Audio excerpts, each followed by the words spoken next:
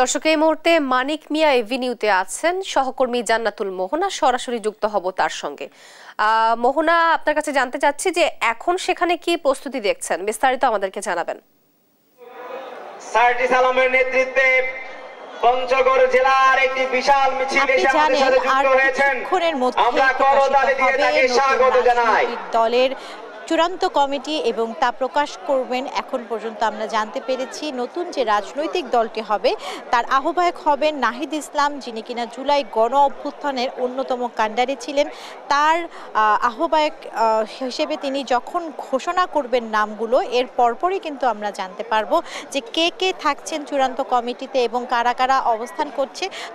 নাম জানতে পেরেছি যারা যারা থাকবেন বলে আমরা জেনেছি। তার মধ্যে আমরা জেনেছি যে আহ্বায়ক হচ্ছেন নাহিদ ইসলাম এবং আমরা জেনেছি সদস্য সচিব হবেন আক্তার হোসেন, মুখ্য সমন্বয়ক হবেন নাসির উদ্দিন পাটোয়ারি, এমনকি মুখ্য সিনিয়র যুগ্ম আহ্বায়ক হবেন সামান্তা শারমিন।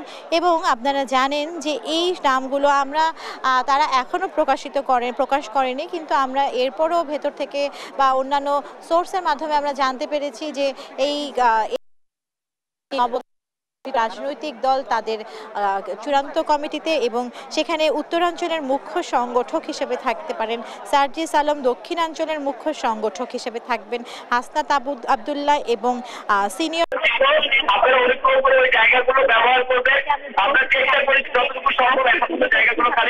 জুলাই সিটি ফাউন্ডেশনে কাজ করতে দেখেছি, সাথে কাজ করতে দেখে এছাড়া জাতীয় নাগরিক কমিটিতে তাকে আমরা দেখেছি। এছাড়া থাকবেন নাহিদা সারোয়ার নিবা, আন্দোলনের সমন্বয়ক আব্দুল হান্নান মাসুদ এবং দপ্তর সম্পাদক সালেহ উদ্দিন। তো আমরা সেই জায়গা থেকে দাঁড়িয়ে আছি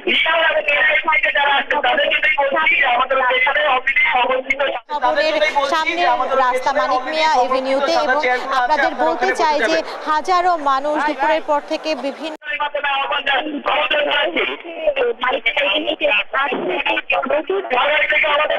এবং আজকে যে নতুন রাজনৈতিক দল আত্মপ্রকাশ করতে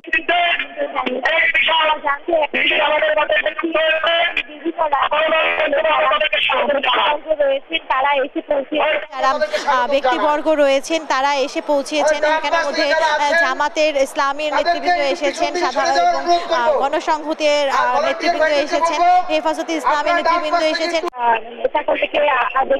বিএনপি থেকে কোনো নেতাকর্মীকে দেখিনি, তবে তাদেরকেও আমন্ত্রণ জানানো হয়েছিল। এছাড়া আইন শৃঙ্খলার বিষয়টি সম্পর্কে আমরা আপনাদেরকে জানাতে চাই, এখন পর্যন্ত আমরা সুশৃঙ্খলভাবে প্রায় বাংলাদেশের অন্যান্য যত জেলা রয়েছে সেই জেলা থেকেও কিন্তু হাজার হাজার নেতাকর্মীরা রয়েছে, সেই জেলা থেকেও কিন্তু হাজার হাজার নেতাকর্মীরা এখানে আসছেন এবং জড়ো হচ্ছেন। এখন পর্যন্ত আমরা যতদূর দেখছি প্রায় 50,000 কিংবা লাখের কাছাকাছি মানুষ এই মানিক মিয়া এভিনিউতে জড়ো হয়েছে এবং এখনো মিছিল নিয়ে জড়ো হচ্ছে এই মানুষেরা। এবং যে প্রধানমন্ত্রী, সেই প্রধানমন্ত্রী আমরা দেখেছি যে মাহিন সরকার, আরিফ ইসলাম সহ যারা সম্মুখ শ্রেণীর বৈষম্য বিরোধী ছাত্র আন্দোলনের সমন্বয়করা ছিলেন তারা এখানে এসেছেন। এবং নবগঠিত যে রাজনৈতিক দল, সেই রাজনৈতিক দলের যেই আশা আকাঙ্ক্ষা নিয়ে তারা আত্মপ্রকাশ করতে যাচ্ছেন, তা যদি জনতার আশা আকাঙ্ক্ষাকে প্রতিফলিত না করে তাহলে তাদের এই আত্মপ্রকাশ ব্যর্থ হবে। বা আজকে একটি ঐতিহাসিক মুহূর্ত। তো এই মুহূর্তে যে পরিমাণ মানুষ আপনাদেরকে আমরা দেখাতে চেয়েছিলাম তা ছিল এখানকার সর্বশেষ সংবাদ। তো এখন পর্যন্ত যারা কেন্দ্রীয় নেতৃবৃন্দ বা যারা আহ্বায়ক কমিটির সদস্য বা যারা নেতৃবৃন্দ হতে পারেন তারা এখানে উপস্থিত হতে না পারলেও বিভিন্ন রাজনৈতিক দলের নেতাকর্মী, শহীদ সদস্য সহ অনেকেই এখানে এসে উপস্থিত হয়েছেন। তো এই ছিল আমার কাছে